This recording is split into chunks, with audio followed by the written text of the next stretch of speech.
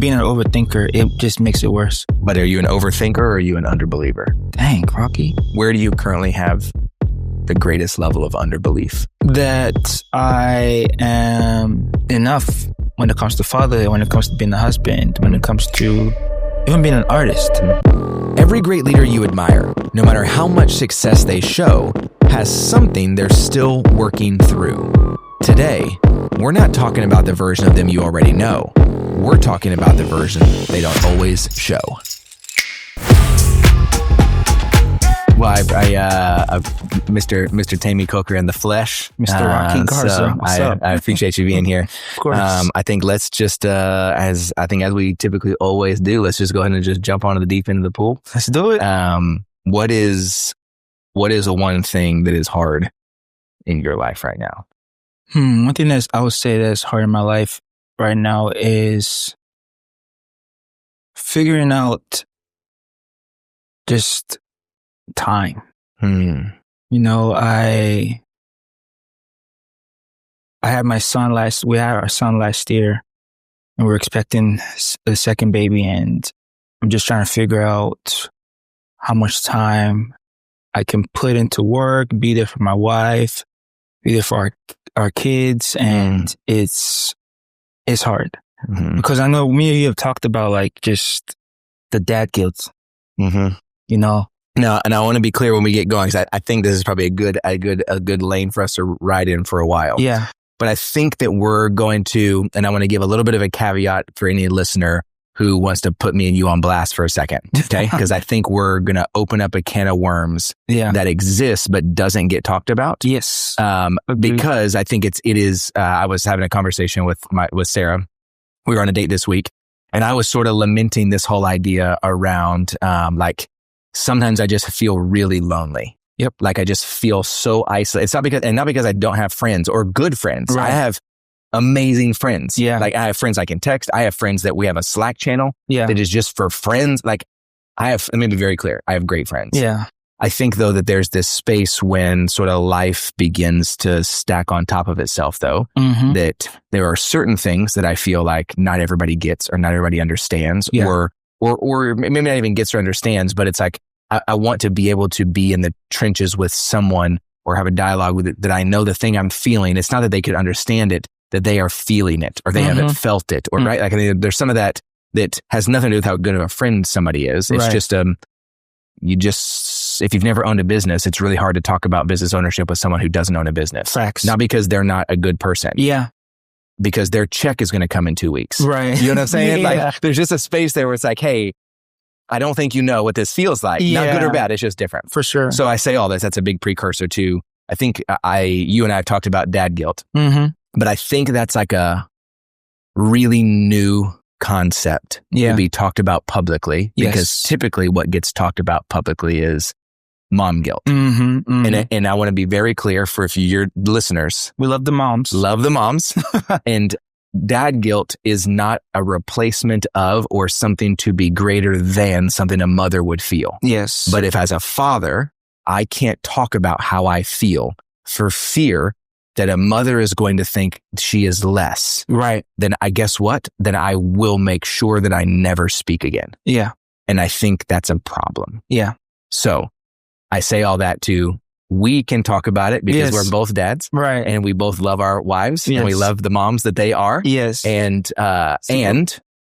if we can't have a dialogue about what it feels like to be a father, how can we expect other fathers to have the space to ever have a dialogue about how they feel? Yeah. And you know, I feel like even in this season that I'm in, I've started to view fatherhood like art.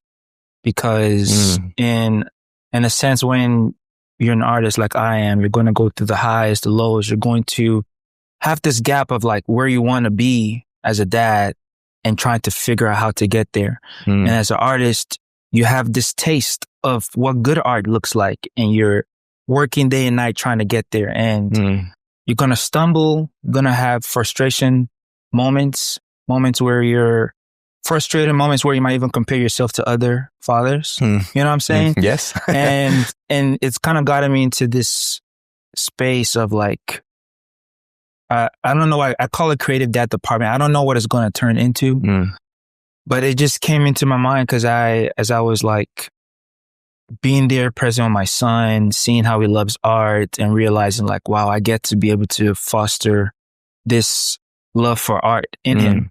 And as an artist, just trying to figure out the parallels. And I realized it's very similar. And I wanted to create some type of space for dads who are in the creative field, just like I am, to be able to have a safe space to talk. You know, and when I say creative field, I'm not just talking about artists. Sure. I feel like everyone's creative. The way you dress, the way you talk, the way the outfits you pick, that's all creative. And so, so that's what I'm thinking for this, because I think a lot of times we keep a lot of it in.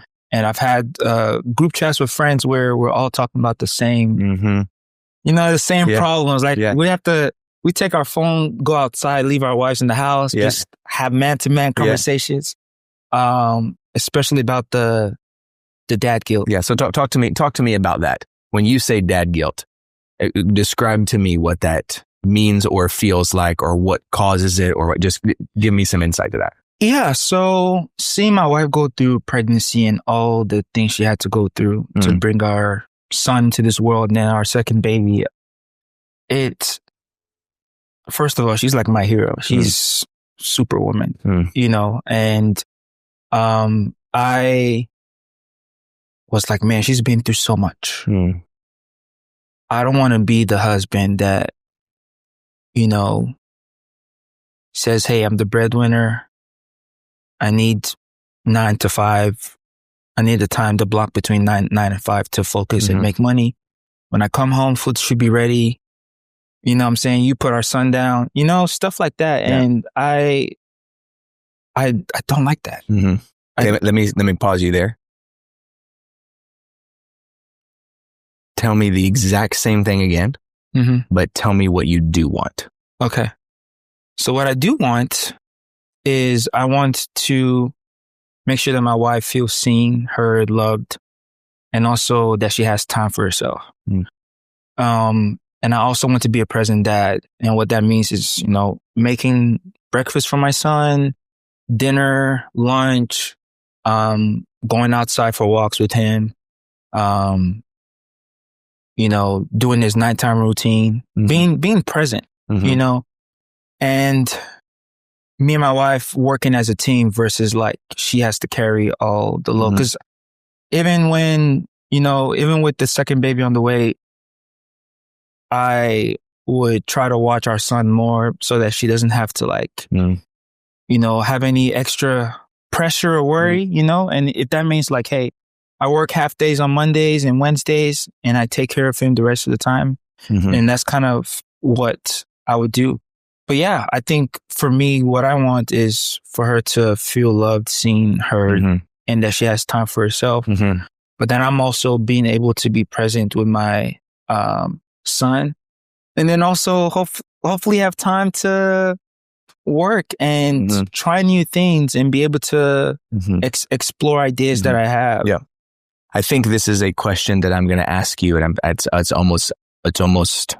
feels almost impossible to ask you because I feel like I should answer it for myself first. But that's the beauty of it being my show, is I get to ask you first. I heard you, and this is not bad. Yeah. I just think it's not full. Yeah. I heard you describe everything that you wanted for your wife. I didn't hear you tell me what you wanted for yourself. Yeah. And that's dad guilt. Listen, and I to like in my bones feel that. Yeah. And I think I wrestle with the tension of it feels equally my duty to neglect myself for the benefit of those that I love. Yeah. And it also feels equally as selfish to neglect myself for the benefit of those that I love. So but okay, wait a second. But then that's like two things that I feel like they can't be true at the same time. Yeah.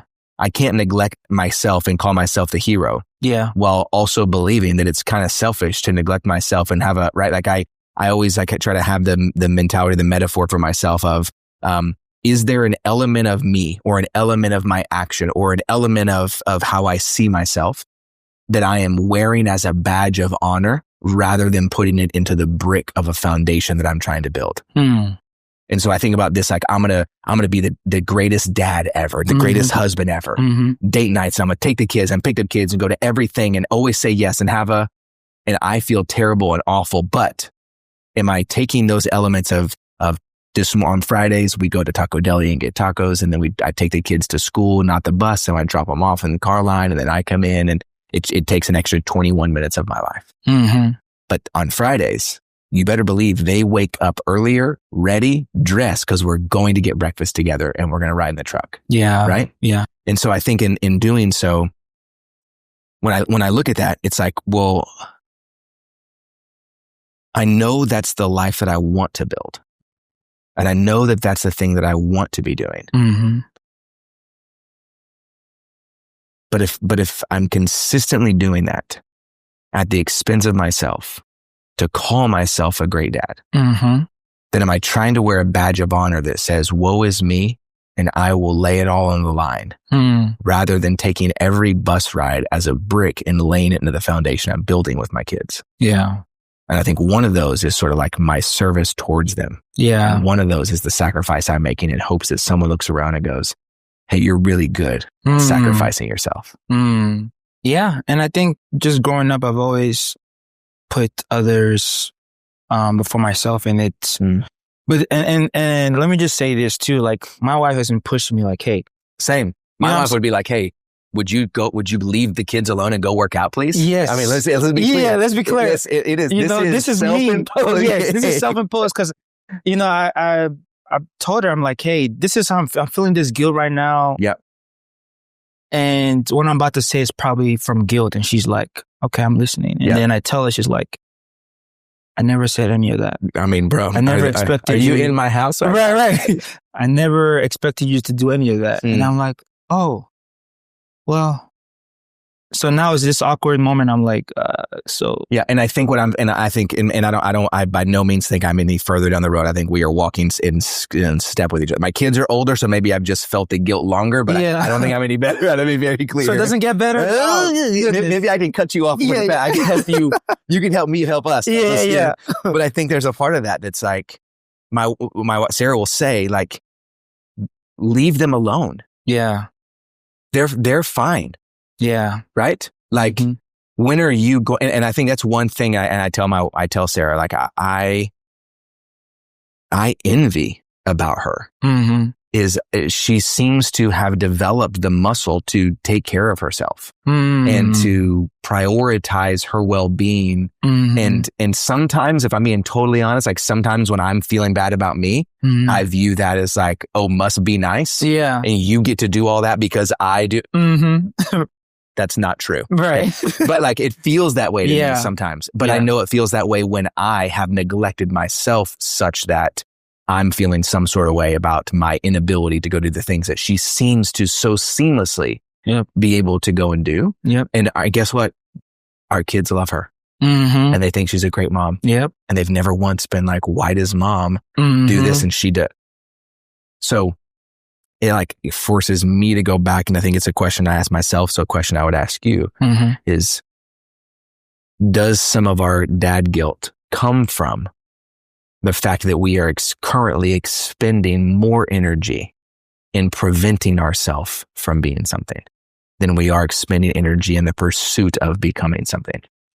Absolutely. And I think we are, and I don't want to make us out to be like these pioneers or mavericks, because I'm sure there's been lots of fathers before us, and maybe that's where we saw it or got it from or something. But I think sometimes I feel like I don't know. I don't know what I'm doing. I don't know how it's supposed to be done. Yep.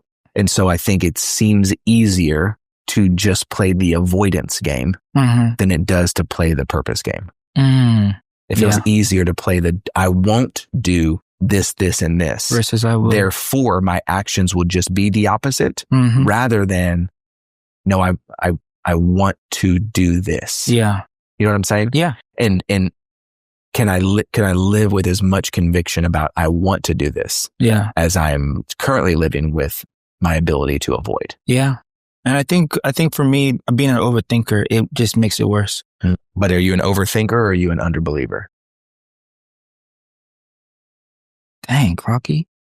I don't know. I feel like it could be both. Probably.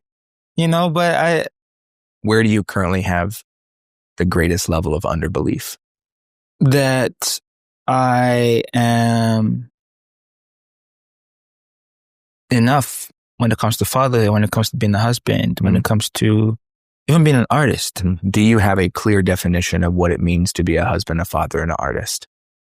Do you have a clear idea of what you are purposefully pursuing? Or are you chasing an ever-moving target? I would say I'm chasing an ever-moving target. I've realized I will get to a spot that I've always prayed for, and then I'll move the goalpost. Okay. Now, okay, but I think you married those two.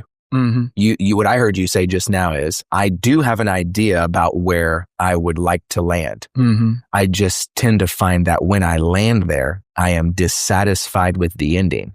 And so I create another destination.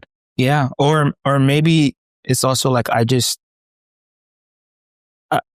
like to, I like to not feel like I've arrived, I guess. Okay. Because I view that even in my art, I'm always a student. And so the journey is the reward, not the destination. And so I try to just like live by that. But I think when it comes to being a husband, a father, like even with my faith and what God says about like loving your wife like Christ loves the church and, sacrificing. And so I've tried to always do that. And I'm also like, my friends have been asking me like, what do you do for fun? My friend was literally asking me that yesterday because he has 4 kids. He's like, yeah, at 4:30 a.m. That's the only time I have. So I just go running. I'm about to run a marathon. My friend told me about golf. I'm about to try golf. And I'm like, man, it must be nice. So, okay, finish that. What must be nice? To be able to have time to do the stuff for fun without guilt. Why do you? So which one, the time or time without guilt? I would probably say time without guilt. Okay, because do you currently get up at 4:30 in the morning to go run? Absolutely not. So if we're going to go apples to apples, and by the way, I'm low key talking to myself. I had this conversation with Sarah 2 days ago. That's crazy. Okay. So and she was like, hey, remember when you used to get up early? You loved it. Why don't you do that? It's like, why don't you not answer the questions I ask anymore? Why don't you say I'm a bit silly? Yeah. Okay, so it can't be time. Right. Or it could be time, but then you have an answer. Because if it was just time and you're not getting up at 4:30 just to play it out, right? By the way, you get up whenever you want. I don't care. Yeah. But so if it's not time, because you could get up, so you're not getting up. Yeah. So you would like to take the time when you feel like you have the time and not feel guilty about taking time during the day when everyone else in your life is expecting to need you. Yeah. So then I would gain additional clarity on when during the day are the people in your life actually expecting to need you versus when during the day are there people in your life that you are hoping need you. Because what if Afrodina woke up one day and said, please go to work. 8 hours a day, 5 days a week. We're fine. Go. We don't need you. See, then now I'm like, I always go to the extreme because if that happens, I'm like, wow, so I'm not needed. Right. But I think that's the point, because I think somewhere inside of people like you and I think that's where we go. Because it feels like if I'm not quote, because I remember when me and my wife first got married and I would travel. When you travel and your wife is at home. Been there. She gets everything done. And I'm like, and I come back home like, dang, shall I have stayed longer? Yeah. But yeah, so sometimes I wonder is like, okay, do I thrive off of like wanting to feel needed. So for example, my birthday is on Monday. I think the answer to that's yes, by the way. Yeah, probably. And like, yeah, my birthday is on Monday, and this year has been tough. Work, pregnancy, time. And I literally told her, I said, I don't want anything. And I already know she's probably going to be like on Monday, go. Do whatever you want to do. And I'm like, I don't want to do anything. Mm-hmm. What do I do? Okay. Which of those questions is the actual question you're asking yourself? I don't know what to do, or I don't actually want to do anything. I think it's more, I don't know what to do, because I'm so used to being needed. Yeah. Taking care of my son, taking care of my wife. Like, even if our son goes to sleep, sometimes I'll go to sleep, sometimes I don't. Cause I'm like, oh, this is my only time to work. And then he wakes up sometimes 45 minutes after. I'm like, oh, and I just take over.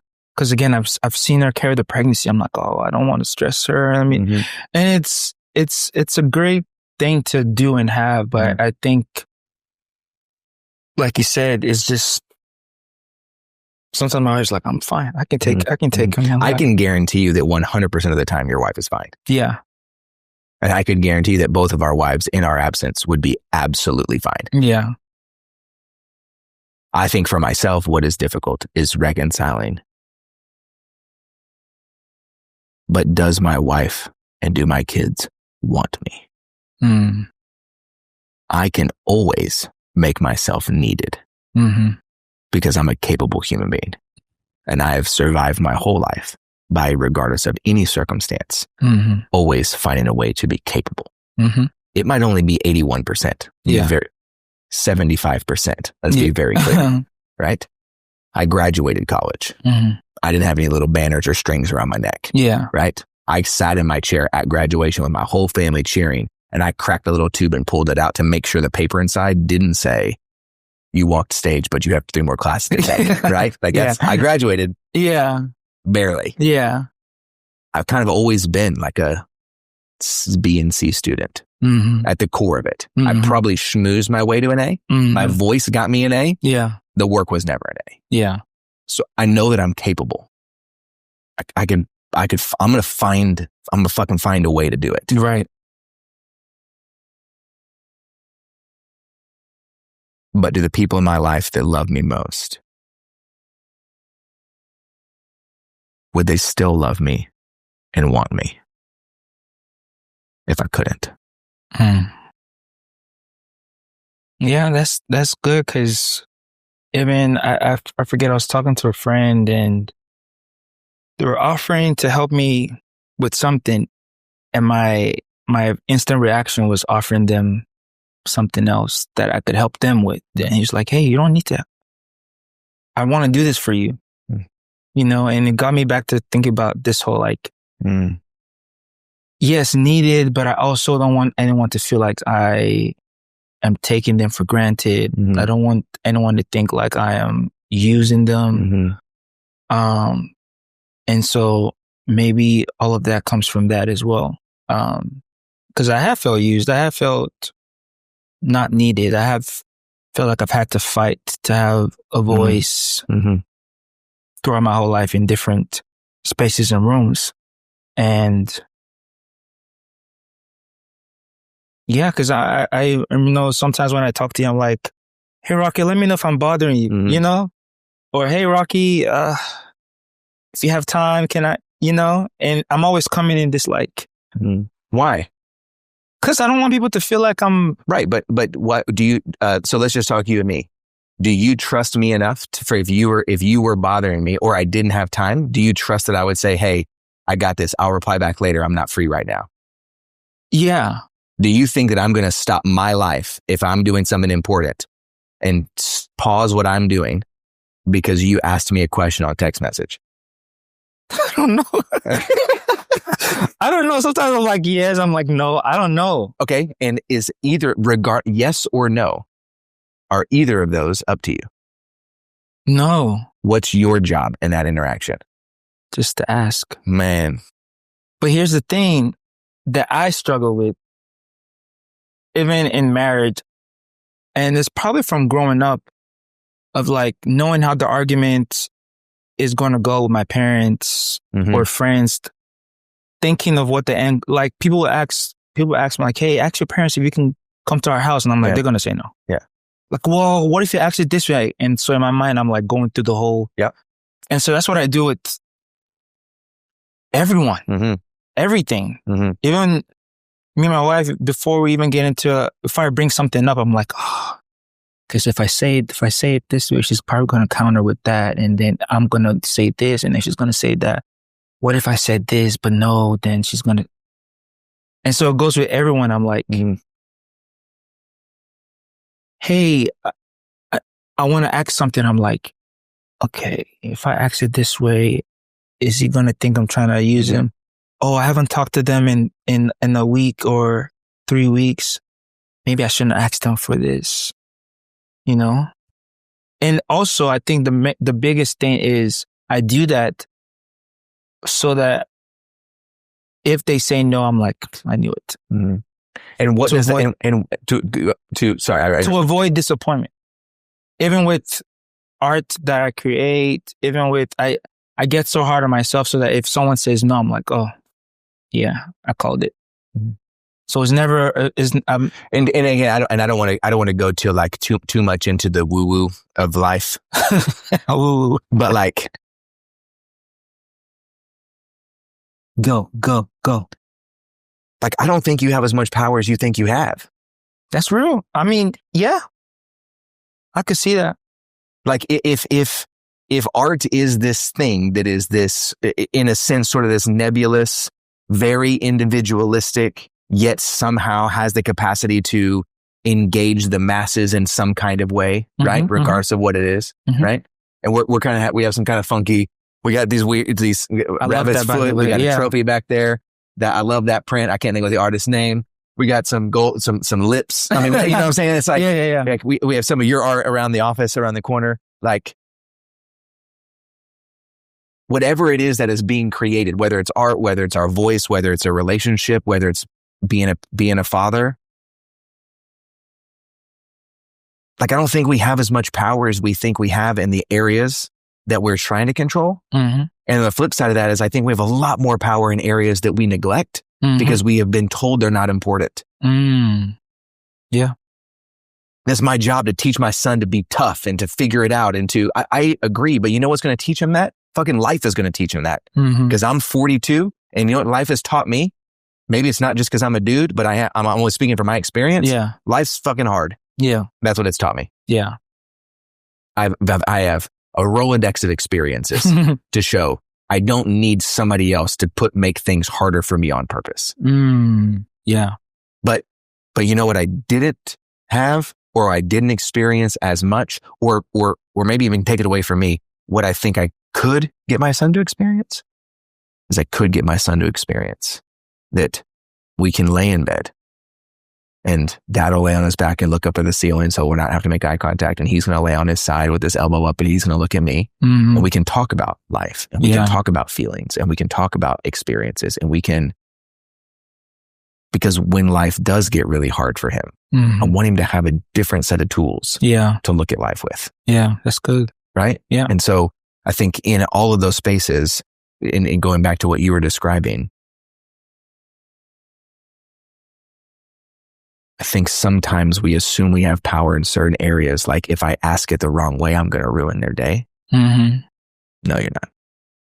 Their day was either ruined or great before you got there. Yeah. But the spaces where I actually do have power is to sit and say exactly how I feel without the fear or with the fear. But I'm still going to say what it is that I think and I believe, because I believe it's as important as trying to control your feelings. Yeah. And so I think in those moments for us, I'm going to say you because it makes me feel better. Just pretend it's just you. Like I don't think there's a history with your wife that she has proven that you have to walk on eggshells because if you do it wrong, she's going to lose her mind. Mm-hmm. I don't think history says that. Doesn't. So what? So you're still believing you still think that's because of you? You still think that's because you're doing it, you're having the right conversation exactly right every time? Mm-mm. I can tell you that. I can tell you the answer to that. Nope. No, it's because you have somebody who wants you. Mm-hmm. And we don't always get it right with our kids. Yeah. And we're not going to. But every day they still come running. And every day they still want to sit in our lap. Yeah. And every day and it's not because we did it all right. It's because they said they want us. Yeah. Yeah. And I mean, I also think with my wife, I'm trying to, we've gone back to back with kids in 2 years, and I see how motherhood changes the body, the mind, and could put some of your goals and dreams on hold. And I think that's also another guilt thing, because I want to give my wife the world. I want people to know that she exists and that she's an amazing photographer and art director. And so I guess I try to do everything I can to remind her of that and bring those parts out for her, because it's very easy to get into the fog of, I don't want to say fog of motherhood, but no, I think mothers would agree with that. And your kids are taking most of your attention now, and I don't even know. I've talked to my wife. I don't think she wants to be like a stay-at-home mom. I don't see her doing that, because she just has energy, things she wants to do, things she wants to see out there in the world, and I want to be able to give that to her. That's why I'm trying to work hard. Yeah, and I think there's going to be a large population of people that hear this and are thinking, my God, he is the most incredible husband I've ever heard in my life. Okay. And I mean that in deep sincerity, because I think it's true. Yeah. And then do it. Then you also go do it. What is it in this? Then go be an incredible artist and go show the world who you are. Yeah. And go create the experiences that give the opportunity. And also, she's a grown ass woman. And I mean this in the kindest way, because I also know her. Yeah. She doesn't need you to go tell the world who she is. Yeah. Now, she may need some coaxing and some encouragement to get herself back into the world. Okay. But that can't come at the cost of your business. It can't come at the cost of generating income for your family. It can't come at the cost of your own personal health. It can't, because then nobody's going out into the world. Yeah. We're staying in the house. Yeah. What I mean? So I think there's a deep sincerity and an endearment. And I think there's something really, really loving and kind about your desire to want to make sure that you are creating an environment for your wife to feel the opportunity to be fulfilled and to go and I think a part of that is also then let her. And letting her doesn't have to mean that you take all the responsibility away from her so that she could be free. Yeah. There's some of that, for right? sure. There are some of those give and take pieces. Sometimes I go pick up the kids because Sarah needs to stay at the office till 5:30. Sometimes I have calls that need to go till 5:30. Sometimes we have, right? Yeah, teamwork. We recently made a decision to have some support in our life, to have somebody to pick up the kids from the bus so that we don't have to be in a panic and a rush, and we could get home we could go at 4 or at 5:30, but either way, it's still going to be okay. Yeah. And in all of those, so now we're bad parents. Now we're bad parents because we don't come home until 5:30. Now does every message I've ever said for the last decade now doesn't exist because I don't pick them up from the bus stop anymore? Gotcha. I don't think so. Yeah. Me 5 years ago? Yes, I thought so. Yeah. But no, I can choose that. Yeah. And guess what? My kids still love me. Yeah. And they're getting a different kind of experience in life. Yeah. And so if dad guilt wasn't the thing that you were feeling, what would you hope to be feeling? I would hope to be feeling supported and championed, which ironically I already have with my wife. But I think I focus more on the weights that I guess I'm carrying for the family. But yeah, supportive, like even this cardigan, when I was making it, she's like she's like the final boss in everything I make. I tell people, like, I show her first before the world sees it. She was like, that's the one. And I have that. I look back and I'm like, I have that, but I feel like sometimes I focus too much on the other. I need to do this. I need to do that versus like I have this support and my wife is telling me, go, go, go. And sometimes I'm like, I don't want to go too hard because then I have power I think that I don't actually have. Yeah. Or just, I don't know. I think I'm not LeBron, but I remember watching the documentary with LeBron and he was just talking about how his wife held the house down. Yeah. So that he could go do all the stuff. Yeah. And she was just like, yeah, this is what we decided to do and blah, blah, blah. And for me, I'm like, dang, that's going to be tough. Right. But I think there's a really, I mean, and it's only for comparative sakes for the purpose of like in a unique, different perspective. Yeah. But my wife has her own business. Mm-hmm. She goes to work every day. Mm-hmm. She has employees that she has to manage and take care of, mm-hmm. and a partner in her business, and has to live her life. And we have 2 kids, both of them in 2 different schools. And she works out. She spends time in bed reading her Kindle. Mm-hmm. And we have a great time as a family. Mm-hmm. And we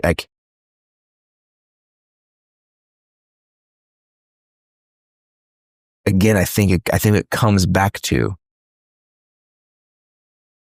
if you were committed for 30 days, if we were committed for 30 days, that we were going to trust what people who loved us actually said, just for 30 days. When she says go, go. No second guessing, no questions. No, are you sure? No, it's okay. I always do. No, I'll stay here instead. No, I can do both. No, we're going to go. We're also going to go when we feel the desire to go. Mm-hmm. And when I say go, but be clear for our listeners, we're not talking about like we're just like going to just go out to the club. We're talking about we're going to work. Okay. Yeah. So like, but you're going to go. If you need to work out, go work out. You're not at the gym for 3 hours. 42 minutes at max at this point, because you're going to be about 26 minutes, you're going to be tapped out. Yeah. So but go. If she wants to go, she can. If she doesn't, that's fine. You don't have to go only if she goes. It's not one for one. Yeah. I know for a fact that's not the agreement you guys have, and that's not how you're living your marriage. Mm-mm. Yeah. But what would be different for us if for the next 30 days that we actually trusted the voice of the people who loved us?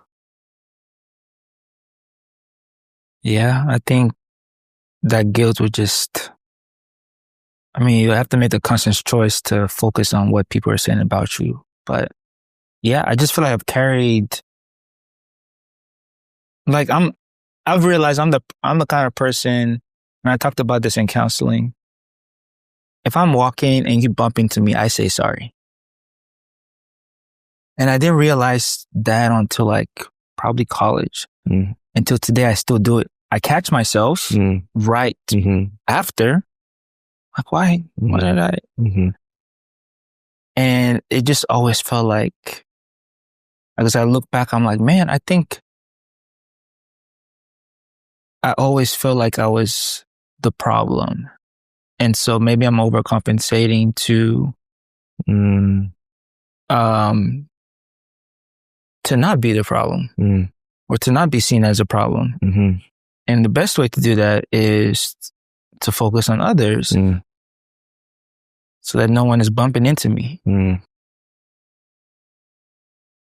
You know? I'm just realizing that as I'm talking right now, because it's like, yeah. And overcompensating so that like me and my wife don't get in an argument of like, oh, you don't have enough, you don't make enough time for the family, blah, blah, blah. You don't do this, you don't. So I'm like, okay, well, let me try to do both. And even though, you know, me and you were talking about reels and I'm trying to get more into that. And I'm like, man, I wish I had more time. I wish I could I see other people online, and that's the comparison part too. Most of them don't have kids.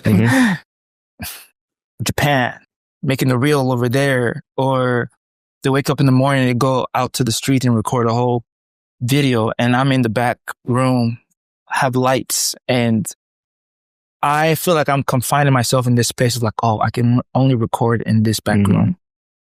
I don't have the luxury to just get into the car, go drive out, and because I have to put my son down. I have to be back by this time. Oh, this is probably going to take longer than whatever, so I need to make sure it doesn't take that long. So maybe I should just stay home. And these are voices that I'm hearing.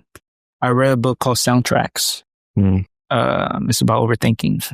And I have these soundtracks in my mind of like, yeah, don't leave because then you're going to be too far away. What if something happens? You should be around. You know, what if she gets overwhelmed?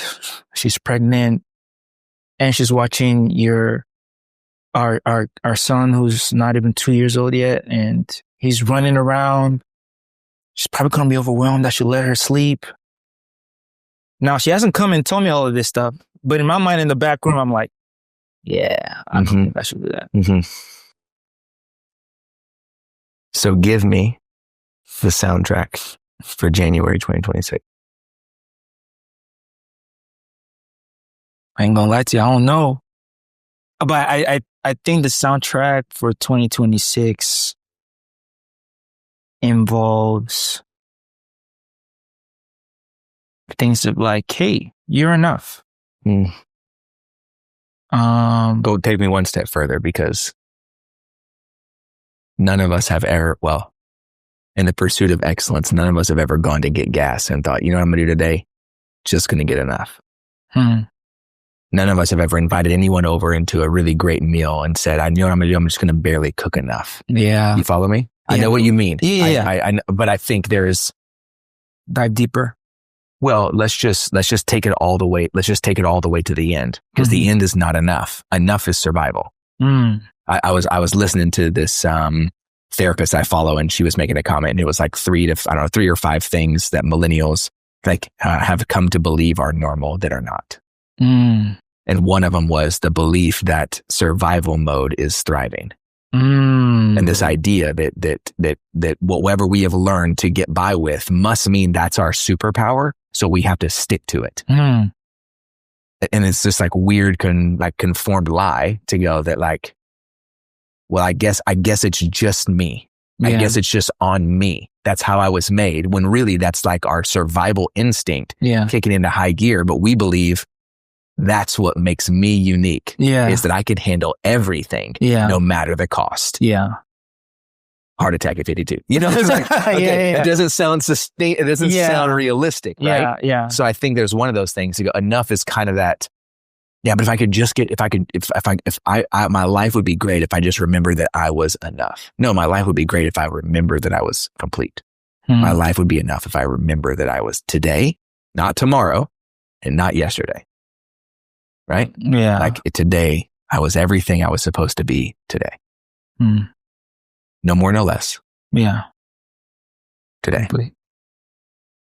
You know what I mean? So, soundtrack for 2026, I feel like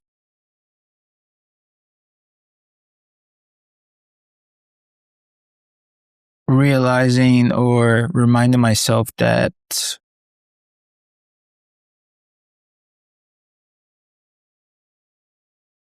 I need to make time. I need to make time for Temi or know who Temi is. Because Temi's a husband, the father's a designer, but who's Temi? Mm-hmm. You know? Because I think the narrative I have lived by is just like Temi can sometimes be the problem, so let him get ahead of it. Mm-hmm. Let him be overly. I think even if you just stop right there, if the soundtrack to some degree has been this, the first 4 bars have always been, I'm the problem. Mm-hmm. The rest of the song is always going to be some version of that. Yeah. And I hope that the soundtrack I have next year would be to understand, I guess, just that me as a dad, I need to, of course, communicate with my wife like I do, but not communicate out of guilt. But communicate like adults, like, hey, I need, I don't think I've really said that. My wife she's, like you said, no issue. Hey, I just need that. Yeah. I need to go get coffee. I'm like, cool. Please do. I got it. Don't worry about it. I don't think I've been, maybe, I think the only time I've been like that is when it's like, okay, paycheck, deadline. Like right now I have a project and I'm like, hey. I gotta go. I gotta go. I gotta get this. But check. even in that, I'm finding myself putting in little, and I caught myself because I told her, I was like, hey, I feel like I'm saying this out of guilt, but hear me out. And so I say, and she's like, what? But just go work. Yeah. Like, hey, I can work when Josiah's asleep. When he wakes up, you make the perfect plan. Yeah. And she's like, hey, why don't you just go to work? Yeah. Even today, I was like, because we didn't, I'm on 2 hours of sleep. We didn't sleep well. And even today before I came, now, is this a good thing as a dad to do? Yes. Do I feel like maybe I did it out of guilt? Yes. This morning, got up, showered, was putting on my clothes. And I know my wife also had a rough night, but she's gonna feed our son today. So I was like, hey, let me make his food. And this is where my overthinking comes from. I'm like, okay, Temi, are you making this food because you want to help as a dad? Are you making this food because you feel guilty because she had a rough night and so you're like, it's going to be easier for her, And then when I was like, oh, well, got to go in 15, it's like, well, Temi, you need to do that right now because that's what a good dad would do, Which is true. But I feel like I'm in this space where I'm conflicting. Well, because I think I heard you describing both things you said are true. Mm-hmm. But I think one of those truths makes you not the problem. One of those truths might mean if something goes bad later, you made a problem. Yes. Because they're both true. Make the food? Great. Don't make the food. Okay. Yeah. Make the food because it will be helpful. Great. Make the food because it would be helpful and I don't want to have a problem later and I don't want to be mad at me that I left. And therefore, if I left and she didn't have anything, she knew I could have done it and I didn't do it, which means I chose me and I'm a selfish asshole. I'm not a good dad. I don't make it or don't make it. Move on. Yeah, that's the part I struggle with. Because even today I made it, but we have a tarp on the floor because he throws food. He's in this throwing area. Yeah. I was like, I don't have enough time to sweep it all. So I made the food, put it on the table. And as I'm about to leave, I come to the dining room and my wife is sweeping it. I'm like, Temi, that could have taken you 3 minutes. You're bad. Mm-hmm. Bad dad. And when she was sweeping, it wasn't like, oh my gosh. Yeah. She was like, this mother. Yeah. No. But in my mind, I'm like, I'm like, in my mind, I'm having the conversation. I'm like, oh, she's probably feeling it. She's just not saying anything right now. Yeah. And again, it goes back to our previous thing. For me too. Mm-hmm. We don't have that much power. Yeah. And for some reason, I think for you and me and for other dads out there who would be willing to admit they feel like we feel. Mm-hmm. I think that we have to do the work to identify why. Why do we think we have that much power? Why do we want that much power? What makes us feel good and safe that we believe we have the ability to make someone feel all their feelings and that we can control them?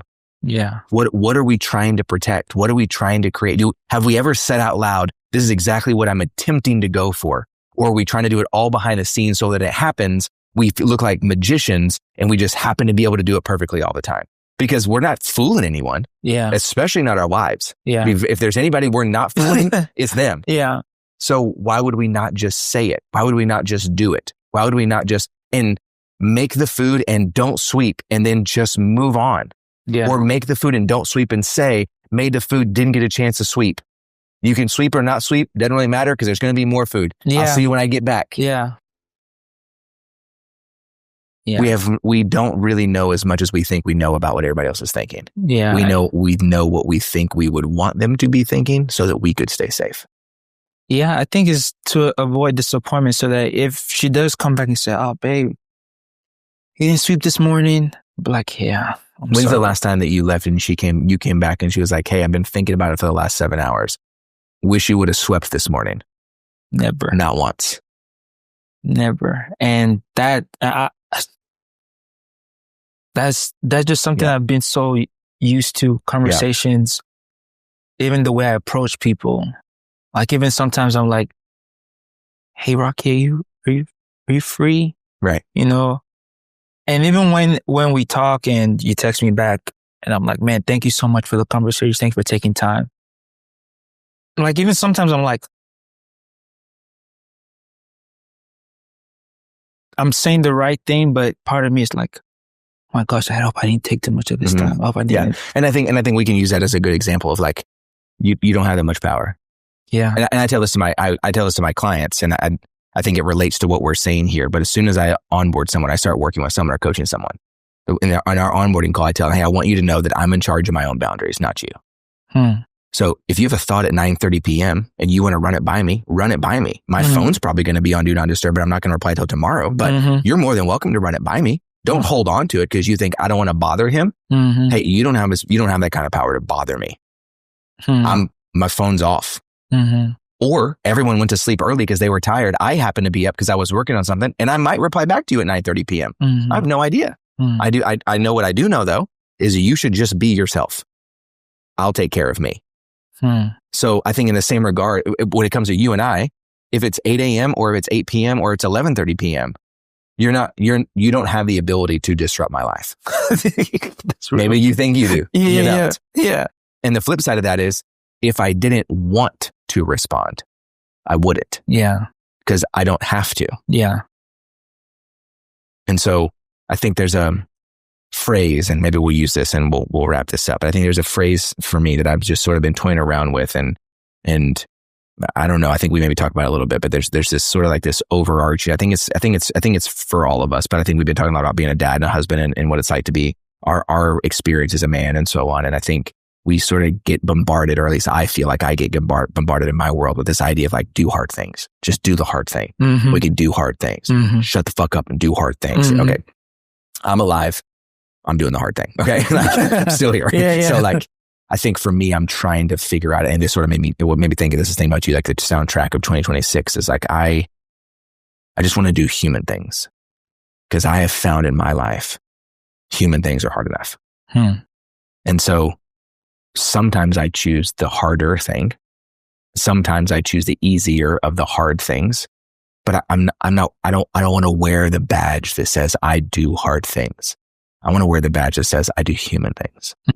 And so I want my soundtrack for 2026 to be like, do human things. Just be human. Yeah. Right? Like I'm I wouldn't call myself like a writer or an artist. Or I don't think unless we can use my voice. If we can use me speaking, then yes. But outside of that, me and a computer, it's not really my jam, right? Like if my mouth is not moving, my brain doesn't feel like it's working. But I've just tried to think through of like, to just do human things. Make the sandwich. Yeah. Sweep the floor. Say you're sorry. Mm-hmm.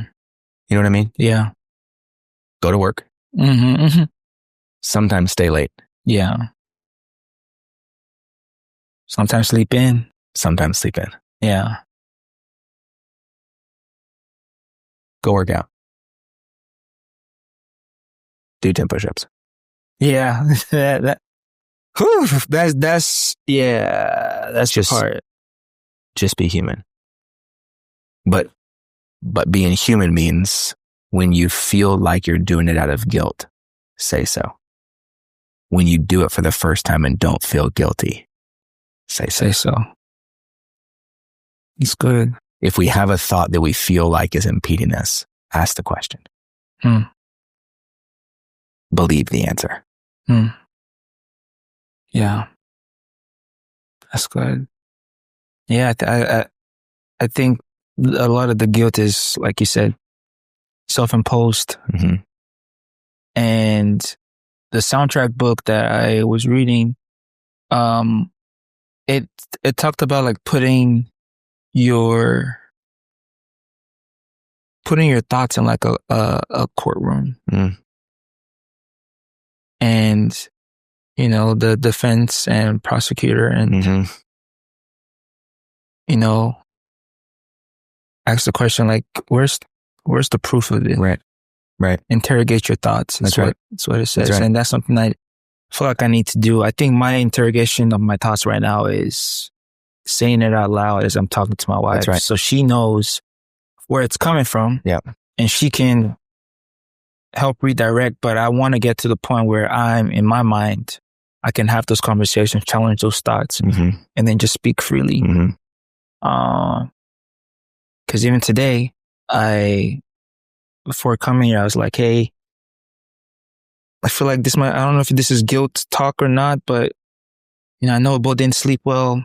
Maybe after this podcast, I can take over Josiah, help put him down, and then, you know, work a little bit. Once he wakes up, can take over again, and then I can work at night.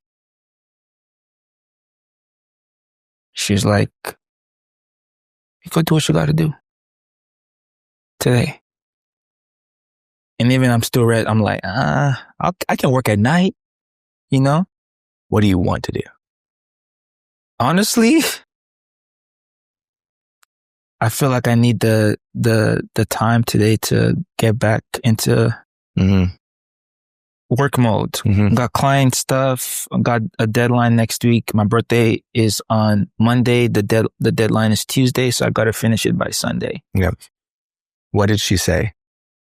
She's like, no, do what you got to do. So, believe her. Yeah. The hard part sometimes is that, you know, she'll say that, right. but that's not your responsibility.